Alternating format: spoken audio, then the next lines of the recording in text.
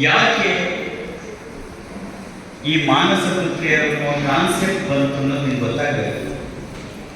ಬರೀ ಒಂದು ಸೀರೆ ಹೊಂದಿಸ್ಬಿಟ್ಟು ಆಶೀರ್ವಾದ ಮಾಡಿ ಕಳಿಸೋದಲ್ಲ. ಹಾಗಾಗಿ ಏನಾಗಬೇಕು ಮತ್ತು ಇದರ ಹಿಂದಿನ ಉದ್ದೇಶ ಏನು, ಇದು ನಿಮಗೆ ಚೆನ್ನಾಗಿ ಗೊತ್ತಿರಬೇಕು. ಹಿಂದಿನ ಕಾಲಕ್ಕೂ ಈಗಿನ ಕಾಲಕ್ಕೂ ಬಹಳ ವ್ಯತ್ಯಾಸ ಇದೆ. ಒಂದು, ನಮ್ಮ ಜೀವನವನ್ನು ಎರಡು ರೀತಿಯಲ್ಲಿ ಕಳೆಯಬೇಕು. ಒಂದು, ಆನಂದಮಯವಾಗಿ ಕಳೆಯಬೇಕು. ಎರಡನೇದು, ಅದು ಸಾರ್ಥಕ ಜೀವನ ಆಗಬೇಕು. ಎರಡು ಬಹಳ ಮುಖ್ಯ. ಸಂಸಾರದಲ್ಲಿರೋದು ಗಂಡ ಹೆಂಡತಿ, ಮನೆ, ಮಕ್ಕಳು, ಕಾರು, ಓಡಾಟ ಎಲ್ಲ ಬೇಕು. ಅದರಷ್ಟೇ ನನ್ನ ಜೀವನ. ಅದಕ್ಕಿಂತ ಮಿಗಿಲ ಇನ್ನೊಂದಿದೆ ಅಲ್ವಾ, ಇದನ್ನು ಬಿಟ್ಟು ಅದನ್ನ ಮಾಡುವಂತ ಹೇಳ್ತಿಲ್ಲ, ಇದರ ಜೊತೆಗೆ ಅದು ಸಾಗಬೇಕು.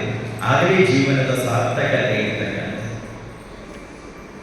ಈಗ ನಾವು ಅಂದ್ಕೊಂಡಿದ್ದೀವಲ್ಲ, ನಾವು ಸಂತೋಷವಾಗಿರ್ಬೇಕು, ಅದು ನಿಜವಾದ ಸಂತೋಷ. ಇನ್ನೂ ಹೆಚ್ಚಿನ ಸಂತೋಷದಲ್ಲಿ ನೀನಿರಬೇಕು. ನಿನ್ನ ಮನೆ ಇನ್ನು ನಗನಗ್ತಾ ಇರಬೇಕು.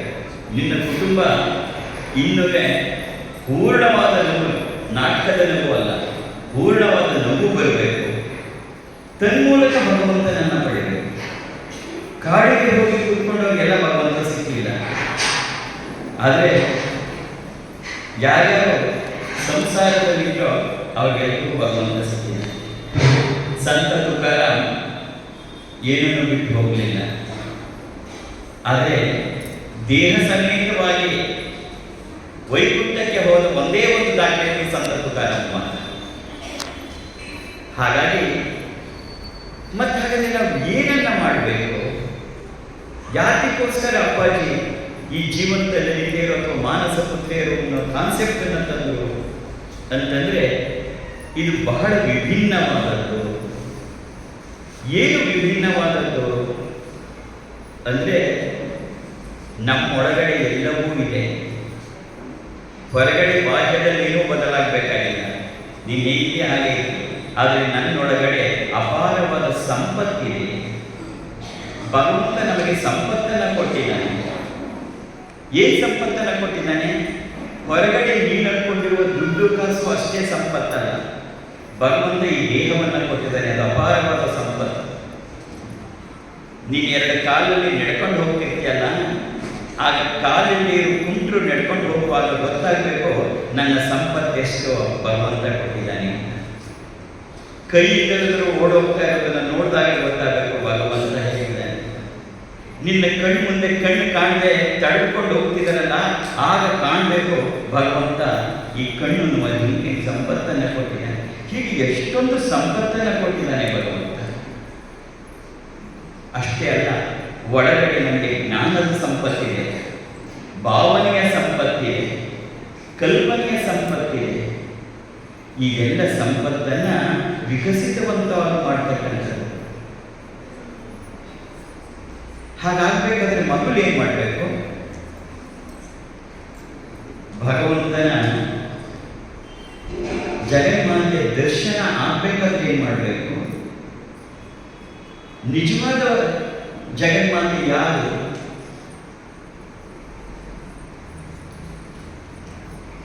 ಇದು ಮೊದಲು ಗೊತ್ತಾಗಬೇಕು. ಪರಮ ಶಾಂತಿಯೇ ನಿಜವಾದಂತಹ ಭಗವಂತ. ಓಂ ಶಾಂತಿ ಶಾಂತಿ ಶಾಂತಿ. ಆ ಶಾಂತಿಯ ನಂತರಕ್ಕೆ ಆನಂದ. ಶಾಂತಿ ನಮಗೆ ಅನೇಕ ಸರಿ ಲಲಿತಾ ಸಹಸ್ರನಾಮ ಹೇಳುವಾಗಲೂ, ಪೂಜೆ ಮಾಡುವಾಗಲೂ ಏನೋ ಒಂದು ರೀತಿ ಅನುಭವ ಆಗಬಹುದು. ಆದರೆ ಅದು ಶಾಶ್ವತವಾದದ್ದಲ್ಲ. ಯಾಕೆಂದ್ರೆ ಆ ಕ್ಷಣಕ್ಕೆ ತಾನೇ ಮುಂದೆ ಹೋಗ್ತದೆ. ಹಾಗಾಗಬಾರ್ದಲ್ಲ. ಯಾವುದೋ ಒಂದು ಕ್ಷಣದಲ್ಲಿ ಮನಸ್ಸು ಶಾಂತವಾಗುತ್ತೆ. ಆದರೆ ಅದು ಹಾಗೆ ಶಾಶ್ವತವಾಗಿ ಉಳಿಯಲ್ವಲ್ಲ. ಶಾಶ್ವತವಾದ ಶಾಂತಿಯನ್ನು ನಾನು ಉಳಿಸಿಕೊಂಡು ನನ್ನೊಳಗಿರ್ತಕ್ಕಂಥ ಪ್ರೀತಿ, ದಯೆ, ಕರುಣೆ, ಮಮತೆ, ದೈವ ಭಾವನೆ ಇದನ್ನ ವಿಕಸಿತಗೊಳಿಸುವಂತಹ ಕಾರ್ಯವೇ ಈ ಅಪ್ಪಾಜಿಯ ಮಾನಸ ಪುತ್ರಿಯರಲ್ಲಿ. ಬರೀ ನಿಮಗೆ ದೀಕ್ಷೆ ಕೊಟ್ಟು ಅಥವಾ ವಸ್ತ್ರ ಕೊಟ್ಟು ಕಳಿಸಲ್ಲ, ನೀನು ನನ್ನ ಹತ್ರಕ್ಕೆ ಬರಬೇಕಾಗಿಲ್ಲ, ನಾನು ಹೀಗೆ ಕೂತ್ಕೊಂಡು ಕ್ಲಾಸ್ ಮಾಡಲ್ಲ, ನಿನಗೆ ಆನ್ಲೈನಲ್ಲೇ ಏನನ್ನ ಮಾಡಬೇಕು. ನನ್ನೊಳಗಿರುವ ಆ ದಿವ್ಯವಾದ ದೈವಿಕ ಸಂಪತ್ತುಗಳು ವಿಸ್ತಾರವಾಗಬೇಕು. ಹಾಗೆ ವಿಸ್ತಾರವಾದಾಗ ನಿನ್ನೊಳಗೆ ಶಾಂತಿ ತಾನೇ ತಾನಾಗಿ ಬರುತ್ತೆ. ಆ ಆನಂದ ನಿನ್ನಲ್ಲಿ ಉಂಟಾಗತ್ತೆ. ಆ ಆನಂದದ ಮೂಲಕ ನಿನ್ನ ಕುಟುಂಬ ಆನಂದವಾಗಿರುತ್ತೆ. ತನ್ಮೂಲಕ ಭಗವಂತ ನಿನ್ನ ಕಡೆಗೆ. ನಾನು ಬರೀ ಜಪನೋ ಧ್ಯಾನವನ್ನು ಮಾಡ್ತೀನಿ ಅಂದರೆ ರಾವಣನೂ ಮಾಡ್ತಾನೆ. ರಾವಣನಿಗೆ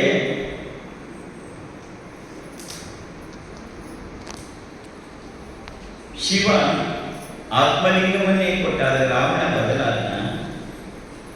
ನಾವು ರಾವಣರಾಗಬೇಕಾಗಿಲ್ಲ, ನಮ್ಮೊಳಗಡೆ ಬದಲಾವಣೆ ಆಗಬೇಕು.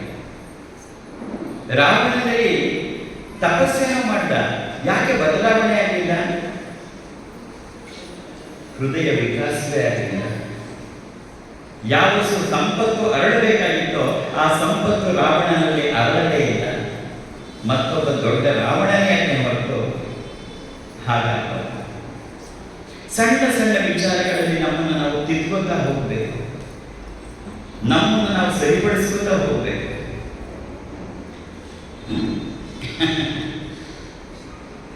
ಒಂದ್ಸರಿ ಒಂದು ಕಥೆ ನೆನಪಿಗೆ ಬರುತ್ತೆ.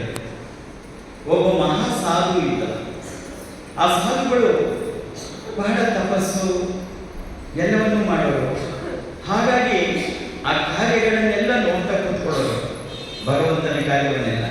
ಒಂದು ರಾತ್ರಿ ಮಲಗಿದ್ದಾರೆ, ನಿದ್ದೆನೇ ಬರ್ತಿಲ್ಲ. ಆ ಕಡೆಯಿಂದ ಈ ಕಡೆಗೆ, ಈ ಕಡೆಯಿಂದ ಆ ಕಡೆಗೆ ಹೊರಡ್ತಾ ಇದ್ದಾರೆ. ಅವರು ಒಂದೇ ಯೋಚನೆ, ಯಾಕೆ ಈ ಜಗತ್ತಿಗೆ, ಯಾಕೆ ಜನ ಎಲ್ಲ ಇಷ್ಟು ಕಷ್ಟಪಡ್ತಿದ್ದಾರೆ, ನಾನು ಏನು ಮಾಡಿ ಈ ಜನರ ಕಷ್ಟವನ್ನು ತಪ್ಪಿಸ್ಬೋದು, ಯಾಕೆ ಇಷ್ಟೊಂದು ನೊಂದಿದ್ದಾರೆ ಜನ ಅಂತೇಳಿ ಜನಗಳ ಬಗ್ಗೆ. ಯಾಕೆಂದ್ರೆ ಅವನ ಪ್ರೇಮದ ಹುಡುಗಿ ಹಾಗೆ ಬೆಳೀತಾರೆ. ಹಾಗೆ ಅವನ ಅದ್ರ ಬಗ್ಗೆನೇ ಯೋಚನೆ ಮಾಡ್ತಾ ಮಾಡ್ತಾ ಹೊರಟಾಡ್ತಾ ಇದ್ದಾನೆ. ಇದಕ್ಕಿದ್ದ ಹಾಗೆ ಭಗವಂತ ಪ್ರತ್ಯಕ್ಷ ಆಗಿದ್ದಾರೆ. ಕೇಳ್ದ, ಸಾಧು ಕೇಳ್ದ, ಸ್ವಾಮಿ ನಾನು ನಿಮ್ಗೆ ಕಂಡೇ ಇಲ್ಲ, ನೀವು ಬಂದ್ಬಿಟ್ಟಿಯಲ್ಲ. ಹೌದು, ನಾನೇ ಬಂದೆ. ಏನು ಪ್ರಭು? ಏನಿಲ್ಲ, ನಿಮ್ಮ ಮನಸ್ಸನ್ನ ತಣ್ಣಿ ಮಾಡಿಕೊಂಡು ನೀವು ಅಲ್ಲಿಗೆ ಹೋಗಿ. ಹಾಗಲ್ಲ ಪ್ರಭು, ಈ ಪ್ರಪಂಚದಲ್ಲಿ ಇಷ್ಟು ಕಷ್ಟ, ನೋವು, ದುಃಖ ಎಲ್ಲ ಇದೆಯಲ್ಲ, ಅದ್ರ ಬಗ್ಗೆ ನನ್ನ ಮನಸ್ಸು ಚಿಂತನೆ ಮಾಡಬೇಕು. ಈ ಪ್ರಪಂಚ ಸೃಷ್ಟಿ ಮಾಡೋನು ನಾನು, ನೀನೊಬ್ಬ ನೆಮ್ಮದಿಯಾಗಿ ಬರೀಕೊಂಡ್ರೆ ನನಗೆ ಚಿಂತೆ ಇರಲ್ಲ. ಇಲ್ಲೇ ಇದ್ರೆ ನೀನು ನೆಮ್ಮದಿಯಾಗಿ ನಿದ್ದೆ ಮಾಡಿರುವ ಅನ್ನೋ ಚಿಂತೆಗೂ ನನಗೊಪ್ಕೋತೆ. ಭಗವಂತನಾದ ನನಗೆ ಎಲ್ಲ ಗೊತ್ತಿದೆ, ಯಾವಾಗ ಏನನ್ನು ಮಾಡಬೇಕು ಅಂತ. ನಿನಗೆ ಇನ್ನೊಬ್ಬರು ಉತ್ಸಾಹ ಬೇಡ, ನಿನ್ನ ಪಾಡಿಗೆ ನೀನು ನೆಮ್ಮದಿಯಾಗಿ ನಿದ್ದೆ ಮಾಡುತ್ತೇನೆ. ನಾವೆಷ್ಟು ಸರಿ ನಮಗೆ ಬೇಡದ ವಿಚಾರಗಳಿಗೆ ತಲೆ ಹಾಕಿ ಹಾಕಿ ಒಳ್ಳೆಯದಕ್ಕೂ ಕೆಟ್ಟದೇ ಇರಬಹುದು. ಹಾಗಾಗಿ ಈ ಮನಸ್ಸನ್ನು ಸಾಂತ್ವನಗೊಳಿಸ್ತಕ್ಕಂಥದ್ದು, ಮನಸ್ಸನ್ನು ಶಾಂತಿಗೊಳಿಸ್ತಕ್ಕಂಥ ಮೊದಲಾಗಬೇಕಾದ ಕೆಲಸವೇ ಇದು. ಇವತ್ತು ನೀವು ಅಡ್ವರ್ಟೈಸ್ಮೆಂಟ್ಗಳು ಎಲ್ಲ ನೋಡ್ತೀನಿ. ಯಾಕೆ? ಪ್ರಸ್ತುತವಾಗಿ ಅಪ್ಪಾಜಿದೊಂದು ಹೊಸವಾದ ನವೀನ ರೀತಿಯಲ್ಲ ಪ್ರಯೋಗ ಇದು, ಹೊಸ ಪ್ರಯೋಗ ಇದು, ಮಾನಸ ಪುತ್ರಿಯರದು. ಮೊದಲು ದೀಕ್ಷೆ ಕೊಟ್ಟಿದ್ದು ಪ್ರತಿಭಾದೇವಿ ಮತ್ತು ಹಿಮಾದೇವಿ. ಏನು ಹೊಸತನ, ಏನು, ಯಾಕೆಗೋಸ್ಕರ? ಇವತ್ತು ಟಿವಿ ಅಡ್ವರ್ಟೈಸ್ಮೆಂಟ್ ನೋಡು, ಮೊಬೈಲ್ ಅಡ್ವರ್ಟೈಸ್ಮೆಂಟ್ ಏನು ನೋಡು. ನಿಮಗೆ 60 ವರ್ಷವಾಗಿ 25 ವರ್ಷದವರೆಗೆ ಬಾಳಲು ಈ ಕ್ರೀಮನ್ನು ಹಚ್ಚಿ ನಿಮ್ಮ ತಲೆ ಕೂದಲು ಸಂಪಾದಿಸಲು ಇಂಥ ಶಾಂಪು ಉಪಯೋಗಿಸಿ. ನಿಮ್ಮ ಸೌಂದರ್ಯಕ್ಕಾಗಿ ಹೇರಾಡಿ. ಎಲ್ಲವೂ ಕೂಡ ದೇಹದ ಬಗ್ಗೆ ಎಷ್ಟೊಂದಿದೆ. ಅಷ್ಟರ ಜೊತೆಗೆ ನಿಮ್ಮ ದೇಹ ಆರೋಗ್ಯವಾಗಿರಬೇಕಾದ್ರೆ ಹಾಗಾದರೆ ಈ ಆಯುರ್ವೇದಿಕ್ ಕಷಾಯವನ್ನು ಕುಡಿ. ಪ್ರತಿದಿನ ನೋಡ್ತಿರ್ತೀಯ, ಒಂದಲ್ಲ ಎರಡಲ್ಲ, 100 ಥರದ್ದು. ಯಾವುದು? ಈ ದೇಹವನ್ನು ಚೆನ್ನಾಗಿರುತ್ತೆ ಬೇಕದು. ಆದರೆ ದೇಹಕ್ಕಿಂತಲೂ ಪ್ರಮುಖವಾದ ನಮ್ಮೊಳಗೊಂದಿದೆ ಆ ಮನಸ್ಸು. ಆ ಮನಸ್ಸನ್ನು ಸರಿಯಾಗಿರುವುದು ಹೇಗೆ ಅಂತ ಯಾರೋ ಒಬ್ಬರು ಅಡ್ವರ್ಟೈಸ್ಮೆಂಟ್ ಕೊಟ್ಟಿದ್ದಾರೆ. ಈ ಮನಸ್ಸನ್ನು ಸರಿಯಾಗಿ ಇಟ್ಕೊಳ್ಳುವುದು ಹೇಗೆ ಗೊತ್ತೇ ಅಂತ ಯಾರು ಹೇಳಿದಾರ? ಅದು ಹೇಳ್ಕೊಂಡಿರುತ್ತೆ ನಿಮ್ಮ ಅಪ್ಪಾಜಿ. ಏನನ್ನ ನೀವು ಮಾಡಿಕೊಂಡ್ರೂ ಮನಸ್ಸನ್ನು ಸಮಾಧಾನವಾಗಿ ಇಟ್ಕೊಂಡು ಶಾಂತವಾಗಿ ಇಟ್ಕೊಂಡ್ರೆ ನಿನ್ನ ಆರೋಗ್ಯನೂ ಸುಧಾರಿಸುತ್ತೆ, ನೀನು ಪ್ರಗತಿಯನ್ನು ಕೂಡ ಕಾಣ್ತಾ ಹೋಗ್ತೀಯ ಆಧ್ಯಾತ್ಮದಲ್ಲಿ. ಅಳ್ತಾ ಅಳ್ತಾ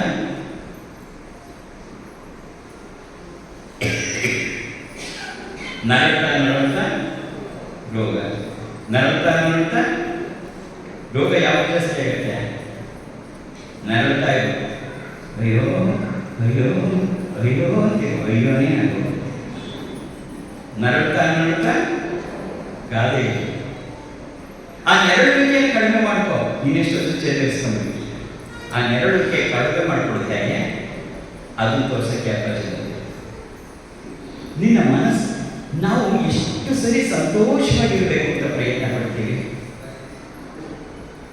ಸಂತೋಷವಾಗಿರ್ಬೇಕು ಅಂತ ಎಲ್ಲರೂ ಆಸೆ ಪಡ್ತಾರೆ, ದುಃಖ ಪಡ್ಬೇಕು ಅಂತ ಯಾರು ಆಸೆ ಪಡ್ತಾರೆ? ಆದ್ರೆ ಆ ಸಂತೋಷ ಕೊಡುವುದು ಹೇಗೆ?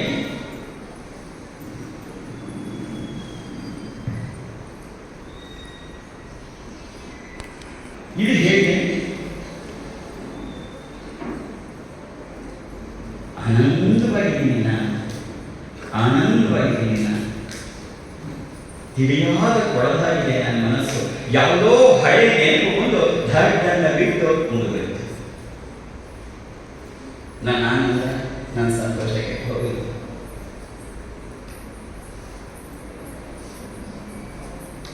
ಏನೋ ಒಂದು ನೋಡಿದ್ದೀನಿ, ಕಣ್ಣು ಒಂದು ಕ್ಷಣ ನೋಡಿರುತ್ತೆ, ಕೆಟ್ಟದಿರ್ಬೋದು ಒಳ್ಳೇದಿರ್ಬೋದು.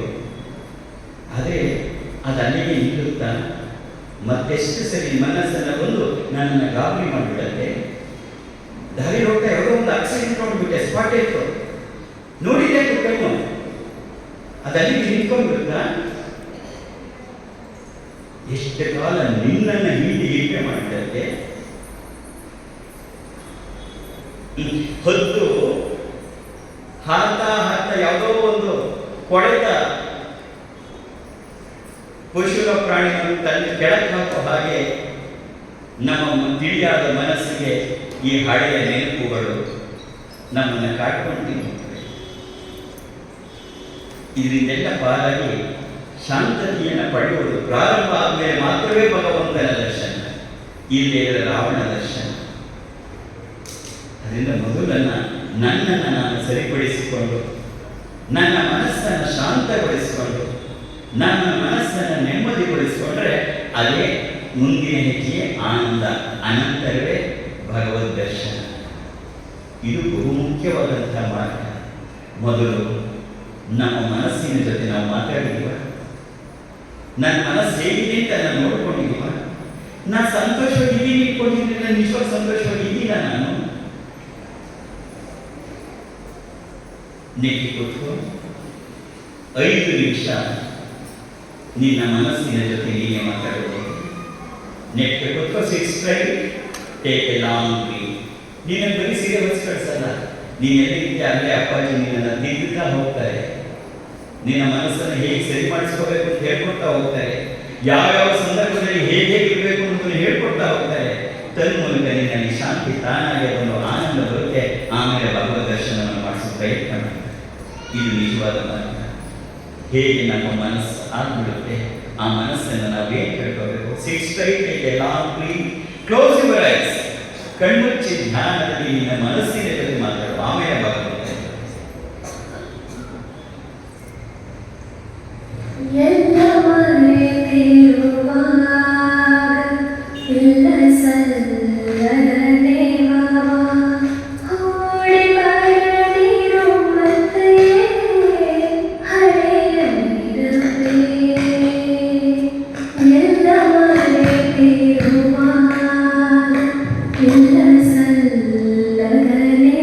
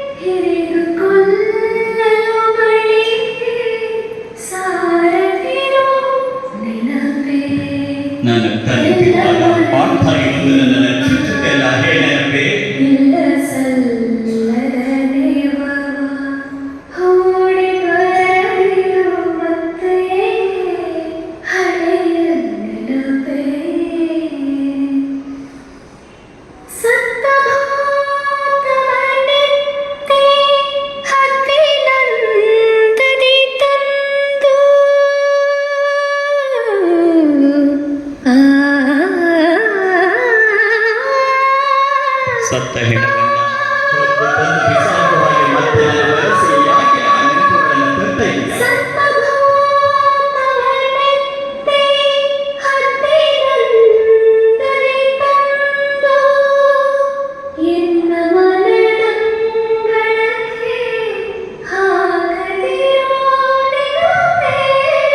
ನನ್ನ ಮನಸ್ಸಿನ ಅಂಗಳಕ್ಕೆ ಹಾಗೆ ಹಾಕಬೇಡ.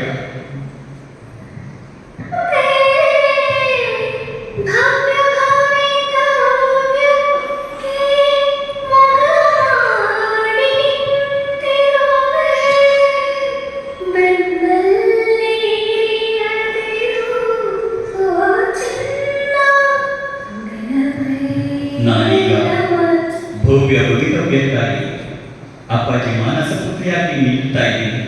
ಓ ಹಳೆಯ ನೆನಪುಗಳೇ, ಮತ್ತೆ ಬಂದು ನನ್ನನ್ನು ಕೊಂದು ನನ್ನನ್ನು ಪ್ರಗತಿ ಪದದಿಂದ ಹಿಂಗೆಳಿಸಬೇಕು.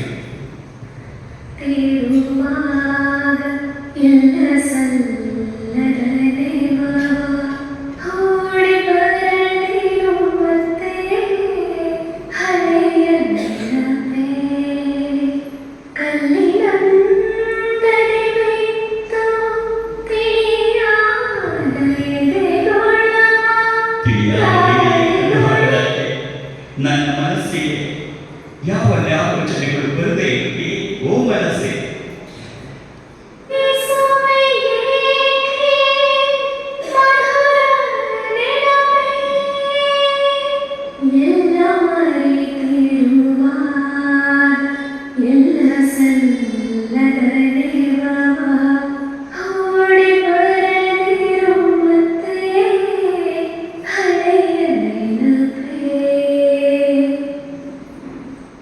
ಓ ಮನಸ್ಸೇ, ಶಾಂತವಾಗಿ ಶಾಂತವಾಗಿ ಶಾಂತವಾಗಿ ಎಲ್ಲ ಆಲೋಚನೆಗಳಿಂದ ನನ್ನ ಮನಸ್ಸು ಮುಗ್ಧವಾಗಿದೆ. ಎಲ್ಲ ಆಲೋಚನೆಗಳಿಂದ ನನ್ನ ಮನಸ್ಸು ಮುಗ್ಧವಾಗಿದೆ. ಪೂಜಾ ಕೋಟಿ ಸಮಂ ಸ್ತೋತ್ರಂ ಸ್ತೋತ್ರ ಕೋಟಿ ಸಮಂ ಜಪಃ ಜಪಕೋಟಿ ಧಮಂ ಧ್ಯಾನ ಧ್ಯಾನ ಕೋಟಿ ಮನೋಲಯ.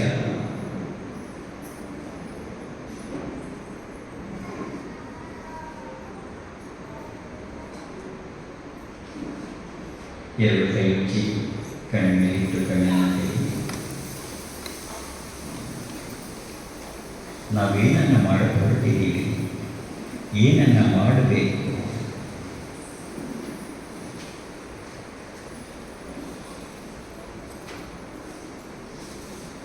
ಏನನ್ನು ಮಾಡಬೇಕು. ಬರೀ ಜಪಾತ ಭಾಷೆ ಸಾಕಾಗಲ್ಲ. ಮನೆಗೆ ಒಂದು ಬೋರ್ಡ್ ಹಾಕೋ, ಏನಂತ, ಬೇರೆಯವರ ಮುಸುಬಾರಿ ನನಗೆ ಯಾಕೆ. ನಾವು ಎಲ್ಲ ಅಷ್ಟೇ, ಇದನ್ನೆಲ್ಲ ನಾವು ಹೊರಗೆ ಭಗವಂತ ಕಡೆಗೆ ಹೋಗ್ಬೇಕು. ಬೈದರ ಬಗ್ಗೆ ನಮಗೆ ಚಿಂತೆ. ನೋಡಿದ್ಯಾ, ಅವಳು ಎಂಥ ಶಕ್ತಿ ತಗೊಂಡಿದ್ದಾಳೆ. ಭಗವಂತ ನಮಗೆ ಕಣ್ಣು ಕೊಟ್ಟಿರೋದು ಸುಂದರವಾದ ಈ ಸೂರ್ಯನನ್ನು, ಆಕಾಶವನ್ನು, ಸುಂದರ ಪ್ರಕೃತಿಯನ್ನು ನೋಡಿ ಆನಂದ ಕೊಡುತ್ತಾ ಭಗವಂತ ಕಣ್ಣಿಗೆ ಕೊಟ್ಟರೆ ನಾವು ನೋಡ್ತಿರೋದು ಯಾವುದನ್ನ, ಅವಳು ಹಾಕೊಂಡಿರೋ ಶಕ್ತಿನ. ಬರೀ ಅಷ್ಟೇ ಅಲ್ಲ, ಯಾಕೆ ಬೇಕಿತ್ತು ಅವಳಿಗೆ ಕಾಮಿಂಗ್ ಸೃಷ್ಟಿ. ಆದರೆ ಸತ್ಯ ನಿಮ್ಗೆ ಯಾಕೆ ಬೇಕು? ಈ ಎಲ್ಲ ಆಲೋಚನೆಗಳಿಂದ, ಅನ್ಯ ಆಲೋಚನೆಗಳಿಂದ ಹೊರಬರುವುದೇ ಮೊದಲನೆಯ ಹಂತ. ಅದರ ಅಪ್ಪಾಜಿ ಹೇಳ್ಕೊಡ್ತಾನೆ, ಹೇಗೆ ಹಂತ ಹಂತವಾಗಿ ನಾವು ಇದನ್ನೆಲ್ಲ ಹೊರಗೆ ಬರಬೇಕು. ಬರೀ ಸಿಲೆಬಸ್ ಕಳಿಸಕ್ಕೆ ನಿಮಗೆ ಕಳಿಸಿಲ್ಲ. ಇದೊಂದು ಜೀವನದ ಮಹಾ ಪ್ರಯೋಗ. ಒಂದೇ ಮಾತು ಹೇಳ್ತೀನಿ ಕೇಳು, ಜಗನ್ಮಾತೆಯ ದರ್ಶನ ಯಾವಾಗ, ಏಕೆ, ಹೇಗೆ ಗೊತ್ತಿರಬೇಕು ನಿಮಗೆ. ಮೊದಲು ಅವಳು ಯಾರು ಅಂತ ಗೊತ್ತಾಗಬೇಕು, ಆಮೇಲೆ ಅವಳ ದರ್ಶನ. ಯಾರು 4 ಕೈಗಳನ್ನು ಹಿಡಿದು ಶಂಖ ಚಕ್ರ ಹಿಡಿದಿದ್ದಾಳ, ಅದಷ್ಟ ಅಮ್ಮ ಅಲ್ಲ. ಅದು ಅವಳ ರೂಪ, ಸ್ವರೂಪ ಅಲ್ಲ. ಮೊದಲು ಅವಳ ಸ್ವರೂಪ ಗೊತ್ತಾಗಬೇಕು, ಆಮೇಲೆ ಅವಳ ರೂಪಕ್ಕೆ ನಿನ್ನ ಮನಸ್ಸು ಹೋಗುತ್ತೆ. ಸ್ವರೂಪವನ್ನೇ ತಿಳ್ಕೊಂಡೆ ಈ ರೂಪದಲ್ಲಿ ಏನಾಯಿತು, ಮತ್ತೆ ಮನಸ್ಸಿನ ಆಟ ಆಯಿತು. It's becomes a mind play. ಈಗ ಅರ್ಥ ಆಗ್ತಾ ಇಲ್ವಲ್ಲ ನೀವು ಕೇಳ್ತಿರೋದು? ನಿಧಾನಕ್ಕೆ ಅರ್ಥ ಮಾಡಿಸ್ತೀನಿ ನಾನು. ಒಂದು ಉದಾಹರಣೆ ಹೇಳಿದ್ರೆ ಅರ್ಥ ಆಗುತ್ತೆ. ಒಂದು ಇಬ್ಬನಿ ಒಂದು ಹಣ್ಣಿ ನೀರು ಬಿದ್ದಿದೆ, ಒಂದು ಎಲೆ ಮೇಲೆ ಏನು ಬೇಡ, ಒಂದು ಹುಲ್ಲು ಕಟ್ಟಿ ಮೇಲೆ ಬೆಳೆಯುವ ಒಂದು ಹನಿ ನೀರು ಬಿದ್ದಿದೆ. ಅದು ತಾನು ಅನ್ಕೋತೆ ನಾ ಸಣ್ಣವ ಅಂತ ಅನ್ಕೋತಿರತ್ತೆ. ಬಿಸಿಲು ಬಂತು, ಸೂರ್ಯನ ಶಾಖಕ್ಕೆ ಆವಿಯಾಗಿ ಮೇಲೆ ಹೋಯಿತು. ಮತ್ತೆ ಆವಿಯಾಗಿದ್ದು ಕೆಳಕ್ಕೆ ಇಳಿತಾ ಮತ್ತೆ ಹನಿ ಆಗಿದ್ದು ಹಾಗೆ ಕೆಳಕ್ಕೆ ಬೀಳ್ತಾ ಸಮುದ್ರದ ಕಡೆಗೆ ಬೀಳ್ತಾ ಇದೆ. ಆಗ ಸಮುದ್ರವನ್ನು ನೋಡುತ್ತೆ. ಹನಿಗೆ ಆಗ ಅರ್ಥ ಆಗತ್ತೆ, ನನ್ನಲ್ಲಿರುವುದು ನೀರೇ, ಈ ಸಮುದ್ರದಲ್ಲಿರುವುದು ನೀರೇ, ನಾವಿಬ್ಬರು ನೀರೇ ಅಂತ. ಹಾಗೆ ಈ ದೇಹವನ್ನು ನಾನು ಅಂತ ಭಾವಿಸ್ಕೊಂಡಾಗ ನಾನು ಸಣ್ಣವ ಅಂತ ಅನಿಸ್ತಿರುತ್ತೆ. ನಿನ್ನ ಮನಸ್ಸು ವಿಕಸಿತಗೊಳ್ತಾ ಗೊತ್ತಾಗತ್ತೆ, ಜಗನ್ಮಾತೆ ಯಾರು ಬೇರೆ ಅಲ್ಲ, ಅವಳು ನಾನು ಒಂದೇ ಅಂತ. ಈ ಭಾವಕ್ಕೆ ನೀನು ವಿಸ್ತಾರವಾದ ಭಾವಕ್ಕೆ ಇಳಿದ ಮೇಲೆ ನಿನಗೆ ಬೇಕಾದ ನಾಮರೂಪಗಳನ್ನ ತಗೊಂಡು ಜ್ಞಾನ ಮಾಡಿ. ಮೊದಲು ಮನಸ್ಸು ವಿಸ್ತಾರವಾಗಬೇಕು, ಗೊತ್ತಾಗಬೇಕು. ಎಷ್ಟು ವಿಸ್ತಾರವಾಗಬೇಕು ಗೊತ್ತಾಗಬೇಕು. ನನ್ನೊಳಗಿರುವ ಆ ಸಂಪತ್ತು, ಯಾವ ಸಂಪತ್ತು? ಕರುಣೆ, ದಯೆ, ಪ್ರೇಮ, ಜ್ಞಾನ, ಭಾವನೆ, ಈ ಸಂಪತ್ತು ವಿಕಸಿತವಾಗಬೇಕು. ಈ ಸಂಪತ್ತುಗಳಲ್ಲಿ ವಿಕಸಿತ ಯಾರು ಮಾಡೋದು ಗೊತ್ತಾಗಿಲ್ಲ. ಬರೀ ದೇಹಭಾಗವನ್ನೇ ಹೆಚ್ಚು ಮಾಡ್ತಾ ಹೋಗ್ತಾ ಇದ್ದಾರೆ ಹೊರತು ನಿನ್ನ ಮನಸ್ಸನ್ನು ಸರಿಯಾಗಿಟ್ಕೋ, ನಿನ್ನ ಮನಸ್ಸನ್ನು ನೆಮ್ಮದಿಯಾಗಿಟ್ಕೋ, ನೀನು ಶಾಂತವಾಗಿರು ಅಂತ ಹೇಳ್ಬೋದು. ಅದನ್ನು ತೋರಿಸ್ಕೊಡ್ಬೇಕಲ್ಲ, ಹೇಗೆ ನಿಮ್ಗೆ ಗೊತ್ತಾಗಬೇಕಲ್ಲ. ನಾನು ಏನು ಮಾಡಿದ್ರೆ ನನ್ನ ಮನಸ್ಸು ಆ ಶಾಂತಿಯನ್ನು, ಯಾವ ಶಾಂತಿ? ಪರಮ ಶಾಂತಿಯನ್ನು ಪಡೆಯುತ್ತೆ. ಯಾವುದು ಪರಮ ಶಾಂತಿ? ಹೊರಗಡೆ ಜಗತ್ತಿನಲ್ಲಿ ಬೇಕಾದಷ್ಟು ನಡೀತಾ ಇರುತ್ತೆ, ನಡೀಲಿ, ಇರುವುದೇ ಹಾಗೆ ನಡಿಬೇಕಾದ್ದೇಯ. ಆದರೆ ನನ್ನೊಳಗಡೆಯ ಶಾಂತಿ ಕಲಕವಾಗಲ್ಲ. ಹೊರಗಡೆ ನನ್ನ ಜಂಜಾಟದಲ್ಲಿದ್ದೀನಿ, ಸಂಸಾರದಲ್ಲಿದ್ದೀನಿ, ಸಂಸಾರ ಅಂದರೆ ಹೋರಾಟ, ಎಲ್ಲವೂ ನಡೆಯುತ್ತೆ. ನಾನು ಅಂದ್ಕೊಂಡ ಹಾಗೇನು ಆಗಲ್ಲ. ಈ ಹೋರಾಟಗಳ ಮಧ್ಯೆಯೂ ಕೂಡ ನಿನ್ನ ಮನಸ್ಸಿನ ಶಾಂತಿಯನ್ನು ಕಳ್ಕೊಳ್ಳ. ಹೋರಾಟ ಮಾಡಲೇಬೇಕು. ಎಲ್ಲವನ್ನ ಬಿಟ್ಟು ಹೋಗ್ಬಿಟ್ರೆ ಶಾಂತಿ ಅಲ್ಲ, ಎಲ್ಲದರ ಜೊತೆ ಹೋರಾಡಬೇಕು. ಹೋರಾಡ್ತಾ ನಿನ್ನೊಳಗೆ ನಿನ್ನ ಶಾಂತಿಯನ್ನು ಪಡ್ಕೋಬೇಕು. ಅಮೋಘವಾದಂತಹ ಇದು ಸಾಧನೆ, ಇದೇ ನಿಜವಾದ ಆಧ್ಯಾತ್ಮಿಕ ಸಾಧನೆ. ನಿಜವಾದ ಆಧ್ಯಾತ್ಮಿಕ ಸಾಧನೆ ಬಿಟ್ಟು ಹೋಗುವುದಲ್ಲ, ಎಲ್ಲದರೊಳಗೆ ಇದ್ದು, ಎಲ್ಲದರ ಜೊತೆ ಇದ್ದು ಆ ಶಾಂತತೆಯನ್ನು ನೀನು ಕಾಪಾಡಿಕೊಂಡೆ ಅಲ್ಲಿಗೆ ನಿನ್ನ ನಿಜವಾದ ಆಧ್ಯಾತ್ಮಿಕತೆಯ ಜೀವನ ಪ್ರಾರಂಭ ಆಗುತ್ತೆ. ಎಲ್ಲ ಮಹಾಪುರುಷರ ಅನುಭವಿಗಳ ಎಲ್ಲ ಗ್ರಂಥಗಳ ಸಾರ ಇದೆ. ಶ್ರೀಕೃಷ್ಣ ಪರಮಾತ್ಮನ ಭಗವದ್ಗೀತೆಯ ಸಾರವೂ ಕೂಡ ಇದೆ. ಸುಖ ದುಃಖೇ ಸಮೇ ಕೃತ್ವ ಲಾಭೋ ಜನಾಜಯ ಅಂತ ಹೇಳ್ತಾರೆ ಕೃಷ್ಣ. ಇದೆ ಜೀವನದಲ್ಲಿ ಮೇಲಿಗೆ ಕೆಳಗೆ, ಸುಖ ದುಃಖ, ನೋವು ನಲಿವು, ಲಾಭ ನಷ್ಟ, ಜಯ ಅಪಜಯ ಎಲ್ಲ ಇದೆ. ಇದೆಲ್ಲ ಇರಬೇಕಾದ್ರೆ ಇದರಿಂದ ದೂರ ಹೋಗುತ್ತಲ್ಲ. ಆದರೆ ಇವೆಲ್ಲದರ ಸಮಯ ಇಲ್ಲೆಷ್ಟರ ಮಧ್ಯದಲ್ಲೂ ಮನಸ್ಸನ್ನು ಸಮಾಧಾನವಾಗಿಟ್ಟುಕೊಳ್ಳು. ಇದು ಅತ್ಯಂತ ಕಠಿಣವಾದ ಕೆಲಸ. ಯಾವುದು? ಎಲ್ಲದರ ನಡುವೆ ಇದ್ದು ಮನಸ್ಸನ್ನು ಸಮಾಧಾನವಾಗಿಟ್ಕೊಳ್ಳೋದಿಲ್ಲ. That is the greatest thing that one can achieve. ಮನುಷ್ಯ ಸಾಧನೆ ಮಾಡಬಹುದಾದಂಥ ಅತ್ಯಂತ ಶ್ರೇಷ್ಠವಾದ ಸ್ಥಿತಿಯ ಯಾವಾಗ ಒಂದು ಸರಿ ನಿನ್ನ ಶಾಂತಿ ನೆಲೆಸುತ್ತೆ, ಆನಂದ ತಾನೇ ತಾನೇ. ಅದು ಹೇಗೆ? ಅದಕ್ಕಾಗಿ ನಾನೇನು ಮಾಡಬೇಕು ಅನ್ನೋದನ್ನೇ ಈ ಜೀವನದಲ್ಲಿ ಆ ಸೆಕ್ಟರ್ ಒಂದು ಜನ ಈ ಸರಿ ನಾನೇ ಆಯ್ಕೆ ಮಾಡಿರೋದು. ನೆಕ್ಸ್ಟ್ ಬ್ಯಾಚಿಗೆ ನಾನು ಆಯ್ಕೆ ಮಾಡಬೇಕಾದ್ರೆ ಇಂಟರ್ವ್ಯೂ ಕೂಡ ಮಾಡ್ತೀನಿ. ನಿನ್ನ ಈಗಿನ ಸ್ಥಿತಿ ಏನಿದೆ, ಅದು ready to come with me for this great achievement. ಎಲ್ಲರೂ ಹೇಳಿದ್ದೇನೆ. ಅಪ್ಪಾಜಿನ ಹೊಸದಾಗಿ ಹೇಳ್ತಿಲ್ಲ, ಅದ್ರ ಪ್ರಯೋಗ ಮಾಡ್ತಿರೋರು ಅಪ್ಪಾಜಿ ಫಸ್ಟ್ ಅಷ್ಟೇ. ಹೇಳಿದ್ರು ಸಾವಿರ ಜನ ಹೇಳುದು ವಿಜ್ಞಾನ, ಇದನ್ನು ಹೊಸದಾಗಿ ಹೇಳ್ತಾ ಇಲ್ಲ.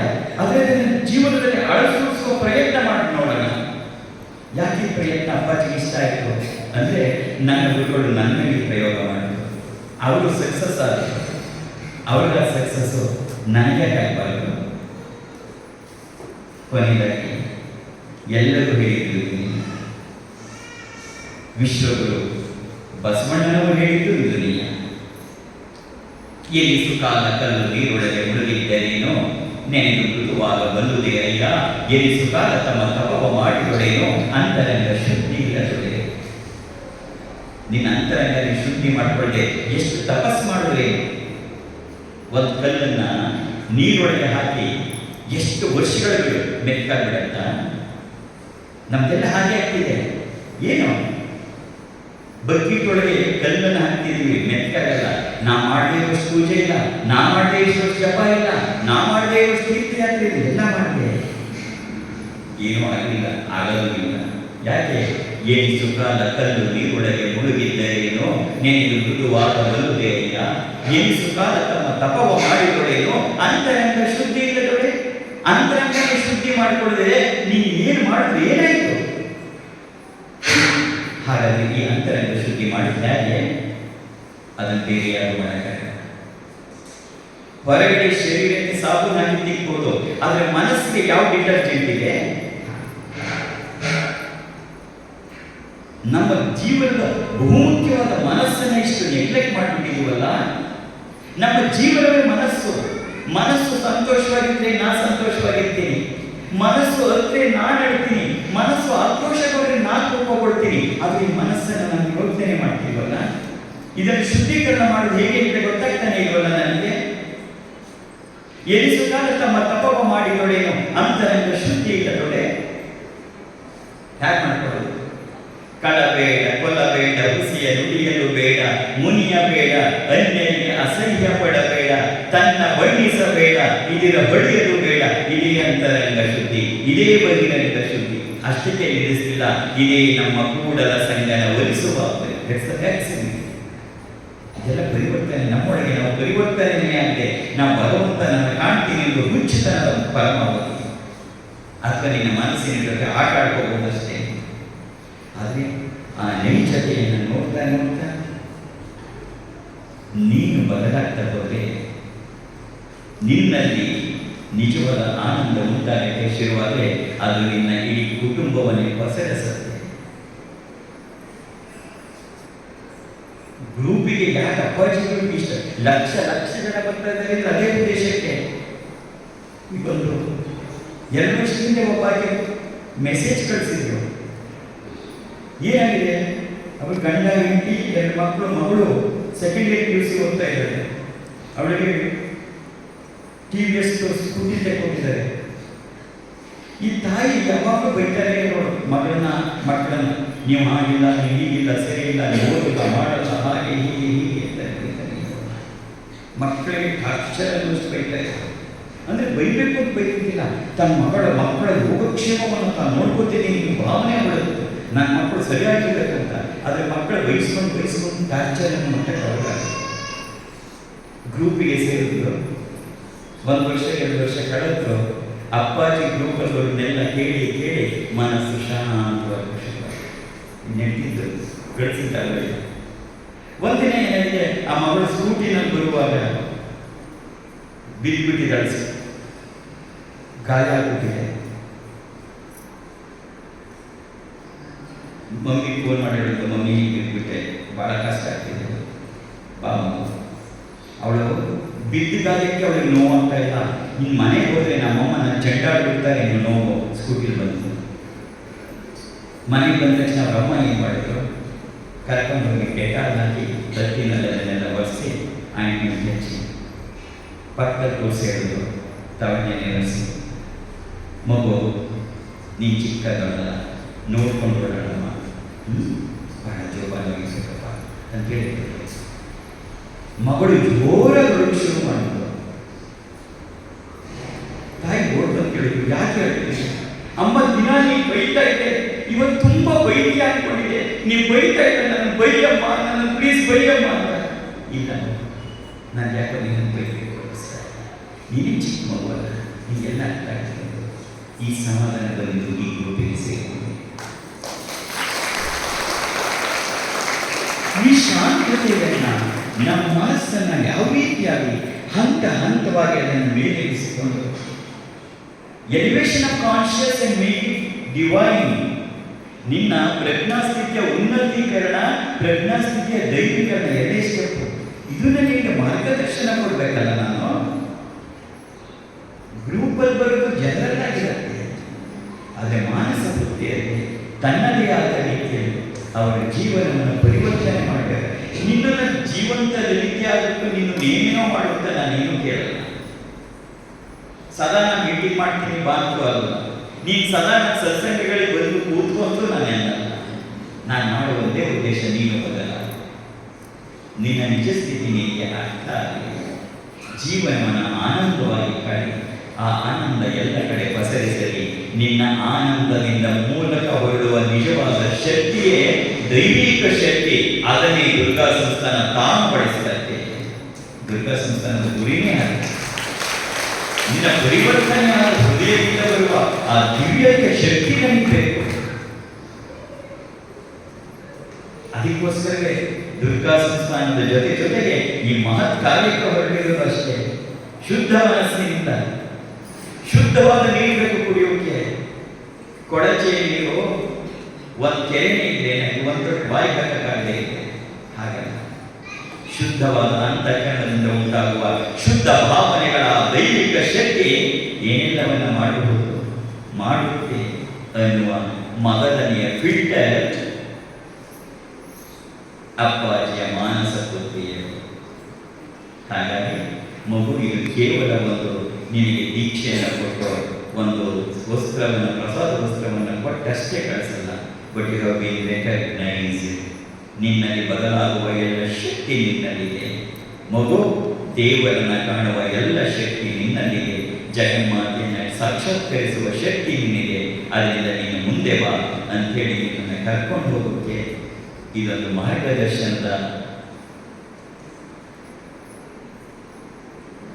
ಯಾಕೆಂದರೆ ನನ್ನ ಗುರು ನನಗೇನು ಮಾಡಿದ್ರು, ನನ್ನನ್ನು ಹೇಗೆ ರೂಪಿಸಿದ್ರು, ಅದನ್ನು ನಿಮಗೆ ನಾನು ಹೇಳ್ಕೊಡ್ಬೇಕದು ನನ್ನ ಆದ್ಯ ಕರ್ತವ್ಯ.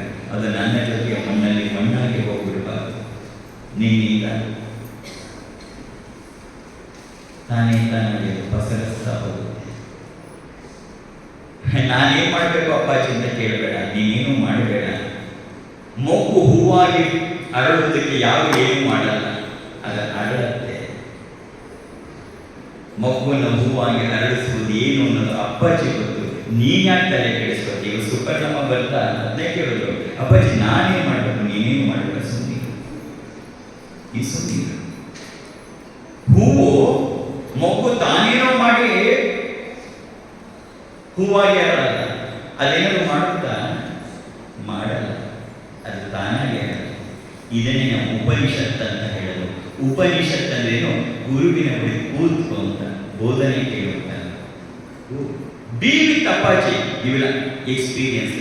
ಅಪ್ಪನ ಜೊತೆ ನೀವು ಇರು ಸಾಕು, ಜೊತೆಗಲ್ಲ ಮಾನಸಿಕವಾಗಿ ನನ್ನ ಜೊತೆ ದಯವಿಟ್ಟು ಇದೆಲ್ಲ ತುಂಬ ಗಹನವಾದ ಮತ್ತು ನನಗನ್ನಿಸುವ ಹಾಗೆ ಈ ಪ್ರಯೋಗ ಇದು ಯಾರು ಬೇರೆ ಮಾಡಿಲ್ಲ. ಮನಸ್ಸನ್ನು ಹೇಗೆ ಶುದ್ಧೀಕರಣ ಮಾಡಿಕೊಂಡು ಪವಿತ್ರಗೊಳಿಸ್ತಾ ತನ್ಮೂಲಕ ಆ ವಿಶಾಲತೆಯನ್ನು ಮಾಡ್ತಾ ತನ್ಮೂಲಕ ಆ ದೈವಿಕ ಶಕ್ತಿಯನ್ನು ಆರ್ಜಿಸಿಕೊಳ್ತಕ್ಕಂಥದ್ದು ಹೇಗೆ ಅಂತ ಅದಕ್ಕೆ ನಾವು ದುರ್ಗೆಯನ್ನು ಪ್ರಾರ್ಥನೆ ಮಾಡಿದ್ರು. ಸರ್ವಸ್ವರೂಪೇ ಸರ್ವೇಶೇ ಸರ್ವಶಕ್ತಿ ಸಮನ್ವಿತೆ ಭಯವ್ಯಸ್ತ್ರಾನೀನೋ ದೇವಿ ದುರ್ಗೆ ದೇವಿ ನಮಸ್ತೆ. ಅದೇ ನಮಗೆ ದುರ್ಗೆ. ಆ ದುರ್ಗೆ ನಿಮಗೆ ದೊಡ್ಡದು. ಸರ್ವಸ್ವರೂಪೇ ಸರ್ವೇಶೇ, ಅವಳು ಎಲ್ಲವೂ ಆಗಿದ್ದಾಳೆ. ಯಾರೋ ಒಬ್ಳು ಹುಲಿಬೇಕು ಕೂತಿರ್ತಾಳೆ ಅಷ್ಟೇ ಅಲ್ಲ, ಅವಳು ನಿಜ, ಅವಳಿಲ್ಲ ಅಂತಲ್ಲ, ಬರೀ ನಮ್ಮ ದುರ್ಗೆ ಅಷ್ಟೇ ಅಲ್ಲ. ಅವಳ್ಯಾರು ನಮ್ಮ ದುರ್ಗೆ? ಸರ್ವಸ್ವರೂಪೇ, ಎಲ್ಲವೂ ಎಲ್ಲವೂ ಬೇರೆ. ನನ್ನ ಎದುರಿಗೆ ಕೂತಿರು ನೀನು ಅವಳೆ.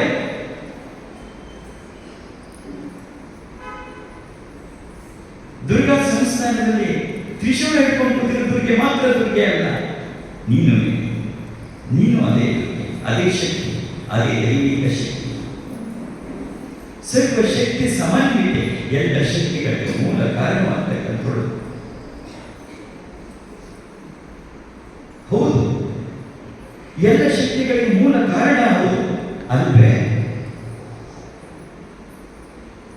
ಮಗಳೇ, ನಿನ್ನಿಂದ ಮತ್ತೊಂದು ಜೀವ ಉತ್ಪತ್ತಿ ಆಗ್ತಿದೆ ಅಂತ ಮೇಲೆ ನೀನು ಯಾವ ಶಕ್ತಿಗೆ ಕಡಿಮೆದೆಯಾ? ನೀನು ಆ ದೈವಿಕ ಶಕ್ತಿ ನಿನ್ನಲ್ಲಿ ಇರುವುದರಿಂದೇ ತಾನೆ ಮತ್ತೊಂದು ಜೀವ ನಿನ್ನಿಂದ ಹುಟ್ಟುಬರಕ್ಕೆ ಸಾಧ್ಯವಾಗ್ತಿರೋದು. ಅದಕ್ಕೆ ನಾವು ಕರೆದು ಮಾತೃದೇವೋಭವ, ಆಮೇಲೆ ಪಿತೃದೇವೋಭವ. ಮೊದಲು ನಾವು ಪಿತೃದೇವೋಭವ ಕರೆಯಿಲ್ಲ, ಯಾಕೆಂದ್ರೆ ಆ ಮಾತೃಶಕ್ತಿ, ಆ ಆದಿಶಕ್ತಿ ಸ್ವರೂಪಿಣಿ ಆ ಜಗನ್ಮಾತೆ. ಸ್ವಾಮಿ ವಿವೇಕಾನಂದ ಹೇಳಿದ್ರು, ನಾನು ನಿಮಗೆ ಜೀವಂತ ದುರ್ಗೆಯರನ್ನು ಪೂಜೆ ಮಾಡಿ ತೋರಿಸುತ್ತೇನೆ ಅಂತ.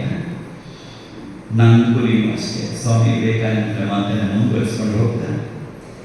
ಮತ್ತೊಮ್ಮೆ ನಿನ್ನಲ್ಲಿರುವ ಆ ದೈವಿಕ ಶಕ್ತಿ ಹೊರಹೊಮ್ಮಬೇಕು, ನೀನು ಚೆನ್ನಾಗಿರ್ಬೇಕು, ಜೀವನ ನಗನಗ್ತಾ ಬರಬೇಕು. ಆದರೆ ಆ ನಗು ನಿಜವಾದ ನಗು ಆಗಬೇಕು, ಆ ನಗು ಶಾಶ್ವತವಾದ ನಗು ಆಗಬೇಕು. ಆ ನಗು ಏನೇ ಬರಲಿ, ಏನೇ ಇರಲಿ, ಆ ನಗು ಶಾಶ್ವತವಾಗಿರುವ ಶಾಂತಿಯುತವಾದ ನಗು ನಿನ್ನಲ್ಲಿ ಉತ್ಪತ್ತಿಯಾಗಬೇಕು. ತನ್ಮೂಲಕ ದೈವಿಕರಣ ಆಗಬೇಕು. ಆ ದೈವಿಕರಣದ ಮೂಲಕ ಬರುವ ಶಕ್ತಿಯನ್ನು ಬರಬೇಕು. ಬರೀ ಕೂತ್ಕೊಂಡು ಜಪ ಮಾಡಿದ್ದಷ್ಟೇ ಶಕ್ತಿ ನನಗೆ ಬೇಕಾಗಿಲ್ಲ, ಅದನ್ನು ಯಾವ ಉಪಯೋಗಕ್ಕೂ ಬರಲ್ಲ.